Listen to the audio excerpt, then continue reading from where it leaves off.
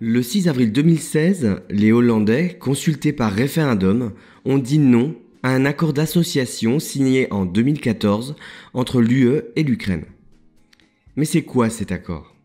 Cet accord est un traité commercial de libre-échange qui comprend également un volet politique visant à rapprocher les institutions et normes ukrainiennes de celles de l'Europe. Cet accord est aussi symbolique pour l'Ukraine car c'est un premier pas vers l'Europe alors que le pays est historiquement tourné vers la Russie.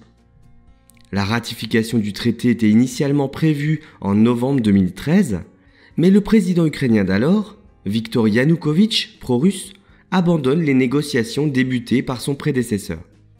Cet acte, vu par la population comme un refus d'intégrer l'Union européenne, déclenche en Ukraine d'importantes manifestations qui conduiront à la destitution du président et à l'arrivée au pouvoir d'un gouvernement pro-européen.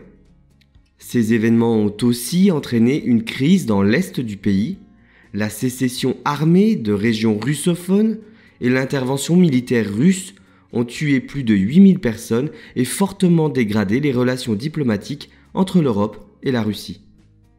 En juin 2014, la version finale du traité est signée entre l'Union européenne et le nouveau gouvernement ukrainien.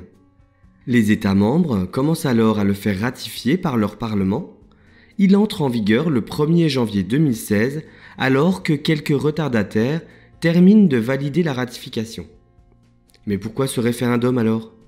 Eh bien, aux Pays-Bas, un référendum doit être organisé pour consulter l'avis de la population sur un texte de loi si au moins 300 000 personnes l'exigent via une pétition.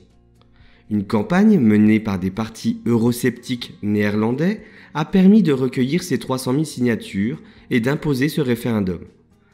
Les Hollandais, peu assidus, ont largement voté contre l'accord. Donc pas de traité. Tout dépend.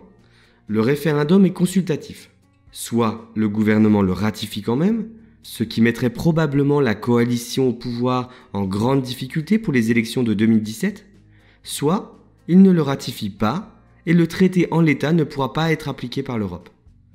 3 options seraient alors envisageables. Les 28 pays renégocient intégralement l'accord. Le texte est réduit aux éléments relevant de la compétence exclusive de l'Union européenne, c'est-à-dire le volet commercial. Le traité est modifié afin de ne s'appliquer qu'aux pays l'ayant ratifié.